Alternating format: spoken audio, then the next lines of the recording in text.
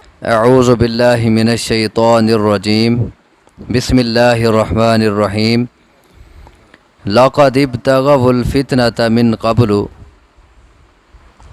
البتہ تحقیق تلاش کیا انہوں نے فتنہ اس سے پہلے، وقلبوا لک الامور، اور بدل دیے انہوں نے آپ کے لیے معاملات، حتیٰ جاء الحق، یہاں تک کہ آ گیا حق، وظہر، اور غالب ہو گیا، امر اللہ، حکم اللہ کا، وہم کارہون، جبکہ وہ ناپسند کرنے والے تھے۔ یہ سورۃ توبہ کی آیت نمبر 48 ہے۔ اس سے پہلے پچھلے سبق میں آپ کو یاد ہوگا کہ کون سی بات چل رہی تھی۔ جنگ تبوک کے حوالے سے منافقین کا تذکرہ تھا کہ انہوں نے حیلے بہانے بنائے اور رسول اللہ صلی اللہ علیہ وسلم سے جنگ میں شریک نہ ہونے کی اجازت مانگی، اور کہا کہ ہمیں طاقت ہی نہیں جانے کی، اگر طاقت ہوتی تو ہم نکلتے۔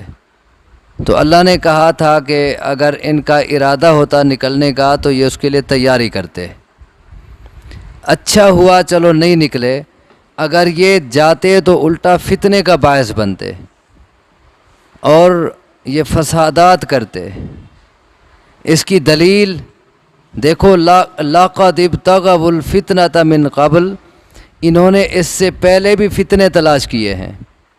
ان کی پچھلی تاریخ دیکھ لیں، انہوں نے جنگ احد کے موقع پر کیا کیا تھا کہ جب عین راستے میں اپنے 300 آدمی بہانے سے ساتھ لے کے واپس چلے گئے، اور دوسرے مسلمانوں میں بھی انہوں نے کمزوری ڈالی، ان کے ذہنوں میں جو کمزور دل مسلمان تھے تو ان میں بھی جو ہے وہ ان کے دل بھی کمزور ہو گئے، ان کے دل بھی بیٹھ گئے، جس کا تذکرہ تفصیلی آپ پیچھے سورۃ نساء میں اور سورۃ آل عمران میں پڑھ چکے ہیں۔ تو یہ جنگ احد کی طرف اشارہ کیا جا رہا ہے۔ لقد ابتغوا الفتنة من قبل، یقیناً انہوں نے تلاش کیا تھا فتنہ اس سے پہلے بھی، وقلبوا لک الامور، اور انہوں نے بدلے آپ کے لیے کئی معاملات، انہوں نے آپ کے لیے کئی معاملات بدلے۔ اس کے دو مفہوم ہیں۔ ایک مفہوم تو یہ ہے کہ انہوں نے آپ کے بھی کئی کام بدل ڈالے۔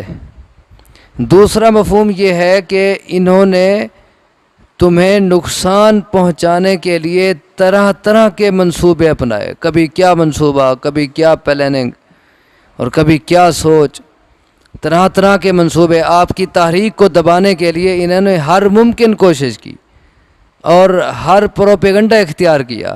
وقلبوا لک الامور، اور انہوں نے تبدیل کیے آپ کے لیے معاملات، لیکن ان کا کچھ بھی نہ بنا۔ انہوں نے جتنا کوشش کی آپ کی تحریک کو دبانے کی اور آپ کو شکست دینے کی، نقصان پہنچانے کی، حتیٰ جاء الحق، یہاں تک کہ آ گیا حق، وظہر امر اللہ، اور غالب آ گیا اللہ کا حکم، وہم کارہون، جبکہ وہ ناپسند کرنے والے تھے۔ ان کی کوششوں کے باوجود اللہ تبارک و تعالیٰ کا دین غالب ہو گیا۔ جنگ احد میں انہوں نے واپس ہو کے مسلمانوں کو شکست دینے کی کوشش کی، لیکن رفتہ رفتہ چند سال بعد 8 ہجری میں مکہ فتح ہو گیا، حق آ گیا، اللہ کا دین غالب ہو گیا، چاہے ان کو پسند نہیں تھا۔ وَمِنْهُمْ مَنْ يَقُولُ ائْذَن لِّي وَلَا تَفْتِنِّي، اور ان میں سے کوئی وہ بھی ہے جو کہتا ہے کہ اجازت دیں مجھے اور مجھے فتنہ میں نہ ڈالیں۔ ایک شخص تھا انہی منافقین میں، اس نے کہا آپ مجھے اجازت دے دیں، اگر آپ نے مجھے اجازت نہ دی تو میں جانا تو نہیں، میں نے میرے مسائل ہیں، مجبوری ہیں، تو خام خواہ میں گناہ میں مبتلا ہو جاؤں گا، اسی لیے مجھے اس فتنے سے، گناہ کے فتنے سے بچائیں اور مجھے اجازت دے دیں۔ اللہ تبارک و تعالیٰ اس کا جواب دے رہے ہیں، الا فی الفتنۃ سقطوا، سنو فتنے میں تو یہ گر ہی چکے ہیں۔ یہ تو بہانے بنا رہے ہیں بھئی اجازت دے دیں تاکہ گناہ سے بچ جائیں، بھئی اجازت سے پیچھے رہوں، میں بلا اجازت پیچھے نہ رہ جاؤں، بہانہ تو یہ بنا رہے ہیں۔ لیکن اللہ تبارک و تعالیٰ فرما رہے ہیں فتنے میں تو یہ پہلے ہی گر چکے ہیں۔ یہاں فتنے سے کیا مراد؟ دل میں منافقت، کفر، اور اسی طرح دنیا کی محبت، اولاد کی، مال کی، دنیا کی محبت کے، جس کی وجہ سے یہ جنگ میں شریک نہیں ہونا چاہتے کہ کہیں وہاں جا کے مارے نہ جائیں اور ہماری یہ دنیا ختم نہ ہو جائے۔ فرمایا الا فی الفتنۃ سقطوا، سنو فتنے میں تو یہ گر ہی چکے ہیں۔ وَإِنَّ جَهَنَّمَ لَمُحِيطَةٌ بِالْكَافِرِينَ، اور بے شک جہنم یقیناً گھیرے ہوئے ہے کافروں کو، یہ جہنم سے کہاں بھاگیں گے۔ ان کا حال یہ ہے ان تصبک حسنۃ تسؤہم، اگر پہنچے آپ کو کوئی اچھائی تو بری لگتی ہے وہ انہیں۔ وَإِن تصبک مصیبۃ، اور اگر پہنچے آپ کو کوئی مصیبت، یقولو تو کہتے ہیں قد اخذنا امرنا من قبل، تحقیق لے لیا ہے ہم نے اپنا معاملہ اس سے پہلے۔ وَيَتَوَلَّوْا وَهُمْ فَرِحُونَ، اور وہ پھرتے ہیں جب کہ وہ خوش ہونے والے ہوتے ہیں۔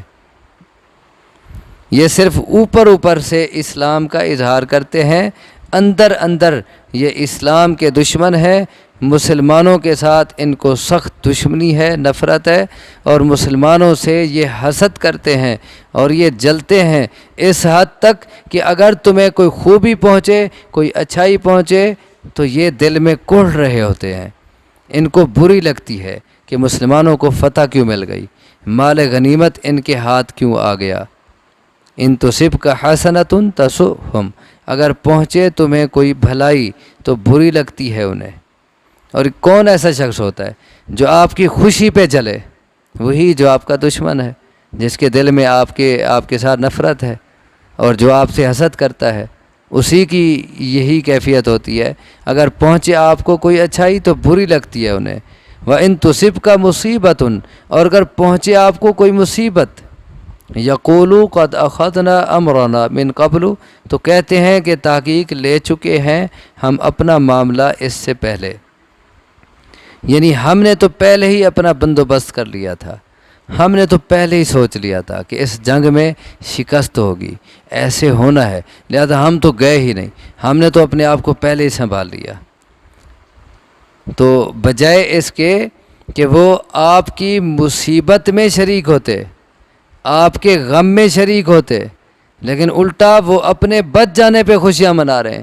وَيَتَوَلَّوْا وَهُمْ فَرِحُونَ، اور وہ پھرتے ہیں جب کہ وہ خوش ہونے والے ہوتے ہیں۔ حالانکہ جو مسلمان ہوتے ہیں، مسلمان کا بھائی ہوتا ہے، وہ اپنے دوسرے مسلمان کی پریشانی میں خوش نہیں ہوتا کہ میں تو بچ گیا وہ پھنس گیا، نہیں، بلکہ وہ دوسرے کی پریشانی کو، دوسرے کے غم کو اپنا غم سمجھتا ہے۔ اور ان کا حال یہ ہے کہ تمہیں پریشانی ہے، مثلا شکست ہو جائے، بندے شہید ہو جائیں، تو یہ خوش ہوتے ہیں کہ ہم تو بچ گئے۔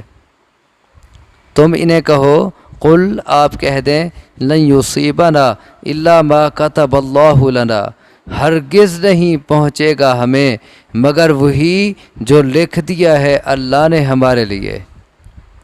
آپ انہیں جواب دیں کہ ہمیں جو کچھ بھی ہوا ہے، چاہے شکست ہوئی یا فتح ہوئی، چاہے ہم جیت کے آ گئے یا اپنے بندے مروا کے آ گئے، شہید ہو گئے ہمارے بندے، یہ سب کچھ اللہ کی تقدیر میں پہلے سے لکھا جا چکا تھا، یہ تو ہونا ہی تھا۔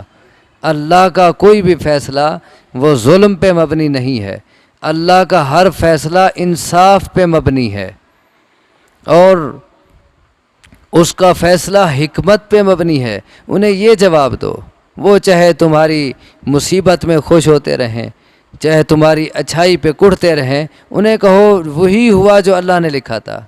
اور ایک مومن کی شان یہی ہوتی ہے کہ جب اسے کوئی تکلیف بھی آ جائے، کوئی اس کی حمایت چھوڑ جائے، کوئی اس کی مدد نہ کرے، کوئی اس کے ساتھ نہ چلے، کوئی اس کا نقصان ہو جائے، کوئی پریشانی آ جائے، تو وہ یہ کہہ کر اپنے آپ کو تسلی دیتا ہے کہ اللہ کی تقدیر میں لکھا تھا، یہ تو ہونا تھا۔